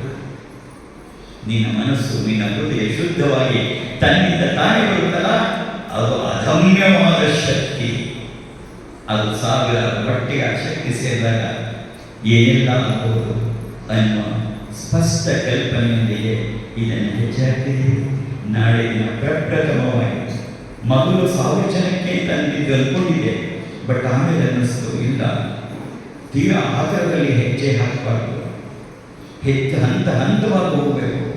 ನಾಳೆ ದಿನ ಬರೀ ಸೀರೆ ಹೊಲಿಸೋಕ್ಕೆ ಸೀಮಿತ ಆಗಬಾರ್ದು, ಆದರೆ ಗುರಿಯನ್ನು ತಲುಪಬೇಕಾದ್ರೆ ಹಂತವಾಗಿ ಹೋಗ್ತಾ ನೋಡಬೇಕು ಅಂದರೆ ಕೇವಲ 250 ಜನಕ್ಕೆ ಅದನ್ನು ಸೀಮಿತಗೊಳಿಸಿ ನಾಳೆ ಭಾಗ್ಯಮ್ಮನವರ ಪುಣ್ಯ ಸ್ಮರಣೆಯ ಪವಿತ್ರ ದಿನದಿಂದ ಈ ಕಾರ್ಯಕ್ಕೆ ನನ್ನ ನಾಂದಿ ಮಾಡ್ತಾ ಇದ್ದೀನಿ. ಯಾಕೆಂದರೆ ನಾನು ಇಷ್ಟೆಲ್ಲ ಏನು ಹೇಳಿದೆ, ಹಾಗೆ ಬದುಕಿ ಬಾಳಿದ ಒಂದು ಮಹಾ ಚೈತನ್ಯ ಭಾಗ್ಯಲಕ್ಷ್ಮೀ ದೇವಿ ಮಹಾಮಾತೆ. ಈ ಯಾವ ಮಾತುಗಳು ಕೂಡ ಕಲ್ಪನೆಯಲ್ಲ, ಕನಸಲ್ಲ, ಭ್ರಮೆಯಲ್ಲ, ನಾನೇ ನೋಡಿದಂಥ ಶ್ರೇಷ್ಠ ಅತಿಶ್ರೇಷ್ಠ ಒಂದು ಚೈತನ್ಯ ಅಂದರೆ ಭಾಗ್ಯಲಕ್ಷ್ಮಿ. ನಿನ್ನ ಅಪ್ಪಾಜಿ ಇವತ್ತು ಹೀಗೆ ಕೂತಿದ್ದಾರೆ ಅಂದರೆ ಅದಕ್ಕೆ ಪ್ರಮುಖವಾದವರು ಇಬ್ಬರೇ. ಒಂದು ಮಗುನೇ ಹೆಸರೇ ಭಾಗ್ಯಲಕ್ಷ್ಮಿ ದೇವಿ, ಎರಡನೆಯದು ಸ್ವಾಮಿ ವಿವೇಕಾನಂದ ಸರಸ್ವತಿ. ಸಾಯಿ ರಾಜರಾಜೇಶ್ವರಿ ಅಮ್ಮ ಅಂತ ಅವರ ಹತ್ರಕ್ಕೆ ನಾವು ಹೋಗ್ತಾ ಇದ್ದಾಗ ಅವರೊಂದ್ಸರಿ ನಾನು, ಭಾಗ್ಯಮ್ಮ, ನಮ್ಮ ಸುಬ್ರಹ್ಮಣ್ಯ, ಲಕ್ಷ್ಮಿ ಇಷ್ಟು ಜನ ಹೋದಾಗ ಕೂತ್ಕೊಂಡು ಮಾತಾಡ್ತಾ ಇದ್ದಾಗ ನನಗೊಂದ್ಸರಿ ಹೇಳಿದ್ರು, ನಾಳೆಲ್ಲ ನೀ ಸಾಧನೆ ಮಾಡ್ತಾ ಭಾಗ್ಯ ಎಷ್ಟು ಎತ್ತರದಲ್ಲಿದ್ದಾಳೆ, ಆ ಎತ್ತರಕ್ಕೆ ನೀವು ಬೆಳೆದ್ರೆ ಸಾಕು ಅಂತ ನನಗೆ ಎದುರಿಗೆ ಅವರು ಹೇಳಿದಾಗ ಆ ಭಾಗ್ಯನ ಸ್ಥಿತಿ ಹಾಗೆ ಹೇಗಿರ್ಬೇಕು, ನೀನು ಆ ಎತ್ತರಕ್ಕೆ ಬೆಳಿ ಸಾಕು. ಇವೆಲ್ಲವೂ ಸಾಧ್ಯ, ಒಬ್ಬ ಸಾಮಾನ್ಯ ಗೃಹಿಣಿಗೂ ಇದು ಸಾಧ್ಯ. ವೆಂಕಟಾಚಲ ಅವಧೂತೆ ಸಕರಾಯ ಕಟ್ಟ. ನಾನು ನಿನ್ನೆ ಇದನ್ನು ಹೇಳಿದ್ದೆ. ನಾನು ಬ್ಯಾಂಕಿಗೆ ಹೋದಾಗ ವಾಪಸ್ ಬಂದಾಗ ಬ್ಯಾಂಕಿಂದ ಕೆಲಸ ಹೇಳ್ತಾ ಇದ್ರು, ನನಗೆ ಇವತ್ತು ಅವಧೂತರು ಬಂದಿದ್ರು, ನಾನು ಮುಂದೆ ಕೂತಿದ್ರು, ಈಗ ಮಾತಾಡ್ತಾ ಇದ್ರು. ಮಾರನೇ ದಿನ ಬಂದಾಗ ಅದ ಹೇಳಿದ್ರು, ನಾನು ಎಲ್ಲರಿಗೆ ಹುಚ್ಚಿಚ್ಚಿ ಹಿಡಿದಿರಬೇಕು, ಮನಸ್ಸಿನ ಕಲ್ಪನೆಗಳಿಗೆ. ಯಾಕಂದ್ರೆ ನಾನು ಅದು ಯಾವುದನ್ನು ಅಷ್ಟಾಗಿ ನಂಬ್ತಾ ಇರಲಿಲ್ಲ. ಮೂರನೇ ದಿನ ಹೇಳಿದೆ, ಇನ್ನೊಂದ್ಸರಿ ನನಗೇನೋ ಆ ಥರ ಹೇಳಬೇಡ, ಇದು ಸಾಧ್ಯವೇ ಇಲ್ಲ, ಸುಮ್ಮನೆ ನಮ್ಮ ಮನಸ್ಸು ಏನೇನೋ ಅನ್ಕೋತೆ ಅಂತ. ಆದರೆ 1 ತಿಂಗಳಲ್ಲೇ ಅವಧೂತರನ್ನ ಭೇಟಿ ಮಾಡೋ ಅವಕಾಶ ಸಿಕ್ತು. ಆವಾಗ ಅವ್ರು ಹೇಳಿದ ಮತ್ತೊಂದು, ಯಾವ ಸ್ಥಿತಿ ಇದ್ದಾರೆ ಗೊತ್ತೇನೋ, ಅವರು ಅವಲೋಕನ ಸ್ಥಿತಿ ಅಂತ ಇದಕ್ಕೆ ಕರೀತಾರೆ. ಆ ಸ್ಥಿತಿಯಲ್ಲಿ ನಾನು ನಿಮ್ಮ ಮನೆಗೂ ಬಂದಿದ್ದು ನಿಜ, ಅವಳ ಕೈ ಮಾತಾಡಿ ಆಶೀರ್ವಾದ ಮಾಡಿರುವುದು ನಿಜ. ಅಂತಹ ಉನ್ನತ ಸ್ಥಿತಿಗೆ ಏರಿದ ಒಂದು ಮಹಾ ಚೈತನ್ಯ ಭಾಗ್ಯಲಕ್ಷ್ಮಿಗೆ ಆ ಪುಣ್ಯ ಸ್ಮರಣೆಯ ನೀವೇ ಇದಕ್ಕೆ ನಾಂದಿ ಹಾಕಿದ್ದೀನಿ. ಯಾಕೆಂದ್ರೆ ಯಾವುದೋ ಒಂದು ಕಲ್ಪನೆಯಿಂದ ನೀನು ಎಲ್ಲೋ ಕಲ್ಪನಾ ಲೋಕಕ್ಕೆ ಕರ್ಕೊಂಡು ಹೋಗಿಲ್ಲ. ನಾನು ನೋಡಿದ ವಾಸ್ತವ್ಯ ನಿನ್ನಲ್ಲಿ ಬೆಳೆಯಬೇಕು. ಸಂಸಾರ ಆನಂದಮಯವಾಗಿರಬೇಕು. ಸಂಸಾರ ಆನಂದಮಯವಾಗಿರಬೇಕು. ಅವಾಗಲೇ ಜೀವನದ ಎಲ್ಲ ಮಾರ್ಗಗಳನ್ನು ನಾವು ಹೋಗಿ ನೋಡ್ತಕ್ಕಂಥದ್ದು, ಇಡೀ ಜೀವನವನ್ನು ಪರಿಪೂರ್ಣಗೊಳಿಸ್ತಕ್ಕಂಥದ್ದು. ಭಾಗ್ಯ ಮಾಡೋದ್ರ ಬಗ್ಗೆ ಹೇಳಬೇಕು ಅಂದರೆ ನನ್ನ ಮನೆಯಲ್ಲ ಕೂತು ಹಾಗೆ ಅನ್ನಿಸ್ತಾ ಇತ್ತು. ನಾನು ಇದ್ದಾಗ ಗೊತ್ತಿದ್ದಾಗ ಇನ್ನೂ ಚೆನ್ನಾಗಿ ನೋಡ್ಕೋಬೇಕಾಗಿತ್ತು, ನಾನು ನೋಡ್ಕೊಳ್ಳಿಲ್ಲ ಅಂತ ನಾನು ಈಗಲೂ ಆ ವ್ಯಥೆ ಕಾಡ್ತಾ ಇದ್ದೆ. ನನ್ನ ಜೊತೆ ಇದ್ದಂಥ ಆ ದಿವ್ಯ ಚೈತನ್ಯವನ್ನು ನಾನು ಗಮನಿಸ್ತಾ ಇರಲಿಲ್ಲ, ಇನ್ನು ಎಷ್ಟು ಹೆಚ್ಚಾಗಿ ನಾನು ಗಮನಿಸ್ಬೋದಿತ್ತು. ಒಂದ್ಸರಿ ಸಾಯಿರಾಜೇಶ್ವರಿ ಕಾರ್ಯಗಳ ಹತ್ರ ಹೋಗಿದ್ದಾರೆ. ಅವರು ಅದೇ ಹೇಳಿದ್ರು, ಭಾಗ್ಯವನ್ನು ಕೇಳಿದ್ರು, ನಿಮ್ಗೆ ಎಷ್ಟು ಜನ ಮಕ್ಕಳು ಅಂತ. 2 ಮಕ್ಕಳು ಅಲ್ಲ 3 ಜನ. ಭಾಗ್ಯಮ್ಮ ಬೆಕ್ಕಸುಗರಿಗೆ ನೋಡಿದ್ರು, ಇಲ್ಲಿ ಕೂತಿದೆಯಲ್ಲ ನೋಡು, ಇದು ನಿಮ್ಮ ಮಗುವಿನ ನನ್ನ ತೋರಿಸಿರೋದು, ಅದನ್ನು ನಿಮ್ಮ ಮಗು ಚೆನ್ನಾಗಿ ಬೆಳೆಸೋದು. ಹಾಗೆ ಮಡದಿಯಾಗಿ ಬಂದು ಮಾತೆಯಾಗಿ ನಿಂತ ಭಾಗ್ಯಲಕ್ಷ್ಮಿಯ ಪುಣ್ಯ ಸ್ಮರಣೆಯನ್ನ ನಿನಗೆ ಈ ಕಾರ್ಯಕ್ಕೆ ನಾನು ಹಾಕ್ತಿದ್ದೀನಿ. ಮಗಳೇ, ನೀನು ನಗನಗ್ತಾ ಬರಬೇಕು, ನಿನ್ನ ಕುಟುಂಬ ಇನ್ನು ನಗನಗ್ತಾ ಬಾಳಬೇಕು, ಆನಂದವಾಗಿ ಬಾಳಬೇಕು. ಧನಗನಕ ಸಂಪತ್ತುಗಳು ನಮಗೆ ಎಷ್ಟು ಸಿಗಬೇಕು ಅಷ್ಟು ಸಿಗತ್ತೆ. ಇದೆಲ್ಲ ಹೇಗೆ ಗೊತ್ತಾ? ಮಹಾತ್ಮ ಹೇಳ್ತಾರೆ, ಮೈಗೆ ಎಣ್ಣೆ ಹಚ್ಕೊಂಡು ಮರಳಿಗೆ ಹೊರಳಾಗ್ತಾರೆ, ಎಷ್ಟು ಅಂಟ್ಕೋಬೇಕು ಅದಷ್ಟು ಅಂಟ್ಕೊಂಡೇ ಅಂದ್ಕೊಳ್ತೆ. ಆದರೆ ನನ್ನ ಒಳಗಡೆ ಇರುವ ಸಂಪತ್ತನ್ನು ಬೆಳೆಸಿ ಜೀವನವನ್ನು ನಗನಗ್ತಾ ಬಾಳಿ. ಅದಕ್ಕೆ ನಾನು ಯಾವಾಗಲೂ ನಗ್ತಾ ಬಾಳು, ನಗು ಮಗು ನಗು ಅಂತ ಯಾಕೆ ಹೇಳ್ತಿದ್ದೆ? ಆ ನಗುವೇ ನಿಜವಾದ ಮಗು ಅಂತ. ನಗುತ್ತಾ ನಿಜವಾಗಿ ಅದು ಭಗವಂತನ ಸಾಕ್ಷಾತ್ಕಾರ ಆಗಬೇಕು. ಈ ಮಾರ್ಗಕ್ಕಾಗಿ ನನ್ನ ಜೊತೆ ಅಪ್ಪ ನಾನು ಬರ್ತೀನಿ ಅಂತ ನೀನು ಹೊರಟಿರುವ 250 ನನ್ನ ಮಾನಸ ಪುತ್ರಿಯರಿಗೆ, ಬಾ ಮಗಳೇ ಬಾ ನನ್ನ ಜೊತೆ ಹೆಜ್ಜೆ ಹಾಕೋಣ ಅಂತೇಳಿ ನಿನ್ನನ್ನು ಕರೀತಾ ನಿನಗೆ ಪೂರ್ಣ ಆಶೀರ್ವಾದವನ್ನು ಮಾಡ್ತಾ, ನಿನ್ನ ಜನ್ಮ ಸಾರ್ಥಕವಾಗಲಿ, ನಿನ್ನ ಬಾಳು ನಗನಗ್ತಾ ಬಾಳಲಿ, ನಿನ್ನ ಬಾಳು ಬೇರೆಯವರಿಗೆ ದಾರಿ ದೀಪವಾಗಲಿ ಅಂತೇಳಿ ನಾನು ಆಶೀರ್ವಾದವನ್ನು ಮಾಡ್ತಾ ಇದ್ದೀನಿ. ಜೈ ಶ್ರೀ ಮಾತಾ, ಜೈ ಶ್ರೀ ಮಾತಾ, ಜೈ ಶ್ರೀ ಮಾತಾ. ಈಗಾಗಲೇ 50 ಜನರಿಗೆ ನಾವು ದೀಕ್ಷೆಯನ್ನು ಕೊಟ್ಟಿದ್ದು. ಪ್ರಪ್ರಥಮವಾಗಿ ದೀಕ್ಷೆ ಕೊಟ್ಟಿದ್ದು ಪ್ರತಿಭಾದೇವಿ ಮತ್ತು ಹೇಮಾದೇವಿಗೆ. ಅನಾರೋಗ್ಯ ಕಾರಣದಿಂದ ಹೇಮಾದೇವಿಗೆ ಬರಕ್ಕಾಗಲಿಲ್ಲ. ಈಗಾಗಲೇ ದೀಕ್ಷೆ ಕೊಟ್ಟವರಿಗೆ ವಸ್ತ್ರಗಳನ್ನು ಕೊಟ್ಟು ನಂತರ ನೀನು ಬಂದು ಪಾದ ನಮಸ್ಕಾರ ಮಾಡಿ ನಾಳೆಗೆ ಸಜ್ಜಾಗಬಹುದು. ಮತ್ತೆ ನಾಳೆನೂ ಅಷ್ಟೇ, ನಿನಗೆ ಅವಕಾಶ ಆದರೆ ಇಲ್ಲಿಂದ 1/4 ಕಿಲೋಮೀಟರ್ ಅಲ್ಲ 100 ಮೀಟರ್ ದೂರದಲ್ಲೇ ತ್ರಿವೇಣಿ ಸಂಗಮ ಇದೆ.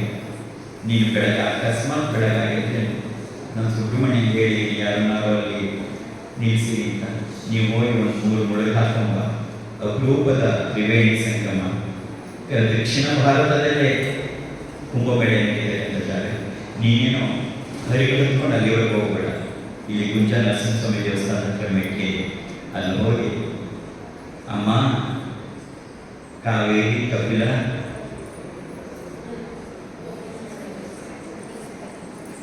ನಿಮ್ಮ ನನ್ನ ಎಲ್ಲ ಪಾಪಗಳನ್ನು ಕಡೆ ಇವತ್ತಿನಿಂದ ನನ್ನ ಹೊಸ ಜೀವನವನ್ನು ಪ್ರಾರಂಭ ಮಾಡುತ್ತೆ, ನನಗೆ ಅನುಗ್ರಹವನ್ನು ಮಾಡು. ಹೇ ನರಸಿಂಹ, ಹೇಗೆ ನಾನು ಅಹಂಕಾರದ ಹಿರಣ್ಯಕಶಿಪುವನ್ನು ನಾನು ನಾಶ ಮಾಡಿದೆಯೋ ಹಾಗೆ ನನ್ನಲ್ಲಿರುವ ಎಲ್ಲ ಗುಣಗಳನ್ನು ನಾಶ ಮಾಡುತ್ತಲ್ಲೇ ನರಸಿಂಹನಿಗೆ ಪ್ರಾರ್ಥನೆ ಮಾಡಿ ಆಮೇಲೆ ನನಗೆ ಆಗಲಾದರೂ ಇದೇ ಮಾಡೋದು ತೊಂದರೆ ಇಲ್ಲ. ಅಕಸ್ಮಾತ್ ಅವಕಾಶ ಆದರೆ ಇದೊಂದು ಬಹಳ ವಿಶೇಷವಾದ ದಿನ ನಾವು ಬಂದಿರ್ತಕ್ಕಂಥದ್ದು. ಆದರೆ ತ್ರಿವೇಣಿ ಸಂಗಮದಲ್ಲಿ ಒಂದು ಮುಳುಗಾಕೋದು ಕೂಡ ಶ್ರೇಷ್ಠವಾದದ್ದು. ಸ್ವಲ್ಪ ಹೋಗುವಾಗ ನೋಡು, ನೀರು ಚೆನ್ನಾಗಿದೆ ಮಾಡ್ಬೋದು ಅಂತ ನಾನು ಸುಬ್ರಹ್ಮಣ್ಯ ಬಂದು ಹೇಳಿದ. ಆದರೆ ಸ್ವಲ್ಪ ಪಾಚಿಗೀಚಿ ಕಟ್ಟಿರ್ಬೋದು, ನಿಧಾನಕ್ಕೆ ಇಳಿದು ನಿಧಾನಕ್ಕೆ ಸ್ನಾನ ಮಾಡಿ ಗಂಗೆ ಜಯಮನಿ ಜೈವ ಗೋದಾವರಿ ಸರಸ್ವತಿ ನರ್ಮದೆ ಸಿಂಧು ಕಾವೇರಿ ಜಲೇ ತಸ್ಮಿನ್ ಸನ್ನಿಧಿ ಗುರು ಅಂತ ಹೇಳಿ ಮೊದಲು ಹಾಕಿರುವುದು. ಆಮೇಲೆ 5:30 ಗಂಟೆಯಿಂದ ದುರ್ಗಾ ಸಂಸ್ಥಾನ ಇರುತ್ತೆ. ಇಲ್ಲಿಂದ ದುರ್ಗಾ ಸಂಸ್ಥಾನ ಸ್ವಲ್ಪ ದೂರ ಇದೆ, 1.5 ಕಿಲೋಮೀಟರ್ ಆಗುತ್ತೆ. ಆಟೋಗಳಿದೆ, ಆಟೋದಲ್ಲಿ ಇಲ್ಲ ನಡ್ಕೊಂಡೇ ಬರ್ತೀನಿ ಅಂದರೆ ಸುಮಾರು 20-25 ನಿಮಿಷ 25 ನಿಮಿಷ ಸಾಗುತ್ತೆ. ಓಂ ನೀನು ಪರಾಶಕ್ತಿ ಹೇಳ್ಬಾರ್ದು, ನಡ್ಕೊಂಡು ಬಾರ್ದು. ಕೈ ಕಾಲು ಗಂಟೆ ಇದೆ, ನಡ್ಕೊಂಡು ಬರೋದು ಒಳ್ಳೆಯದು. ಒಂದು ವಾಕಿಂಗ್ ಕೂಡ ಆಗುತ್ತೆ, ಜಗನ್ಮಾತೆಯ ಸ್ಮರಣೆ ಕೂಡ ಆಗುತ್ತೆ. ಮುಂದಿನ ಎಲ್ಲರೂ ಕೂಡ ನಾಳೆಯ ದಿನ ದುರ್ಗಾ ಸಂಸ್ಥಾನದ ಬಹುಮುಖ್ಯವಾದ ಉದ್ದೇಶವೇ ವಿಭಿನ್ನವಾದ ಉದ್ದೇಶಗಳಿಗೆ ಬಹಳ ವಿಶೇಷವಾದದನ್ನು ಸಾಧಿಸಬೇಕು ಅಂತ ಹೊರಟಿರ್ತಕ್ಕಂಥದ್ದು. ಈಗ ಕೊಡಲು ಸೇರಿಕೊಂಡು ಸರ್ವಮಂಗಳಮಾಂಗಲ್ಯೆ ಶಿವೆ ಸರ್ವಾರ್ಥ ಸಾಧಿಕೆ ಶರಣ್ಯೆ ತ್ರ್ಯಂಬಕೆ ಗೌರಿ ನಾರಾಯಣಿ ನಮೋಸ್ತುತೆ.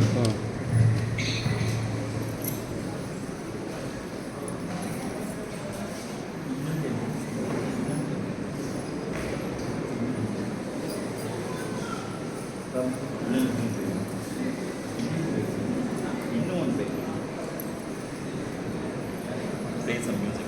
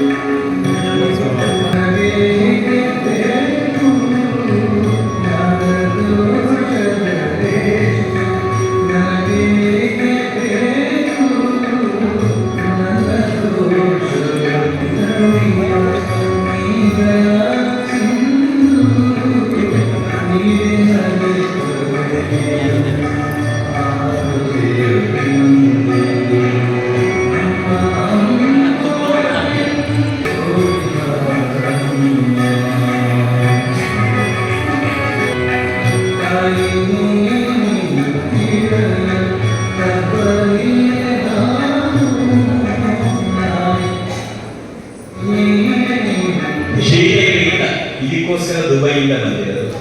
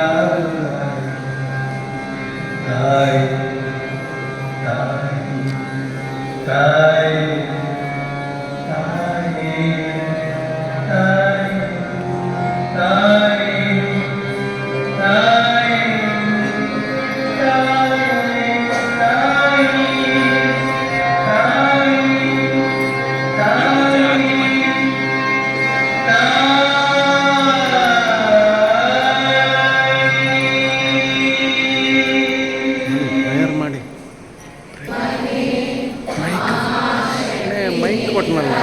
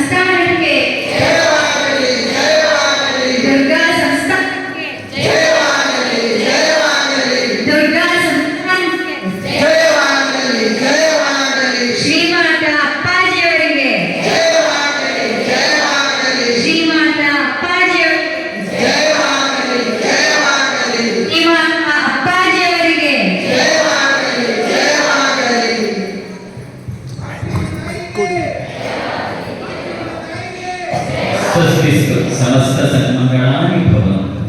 ಎಲ್ಲರಿಗೂ ಜಗನ್ಮಾತೆ ಪೂರ್ಣ ಆಶೀರ್ವಾದ.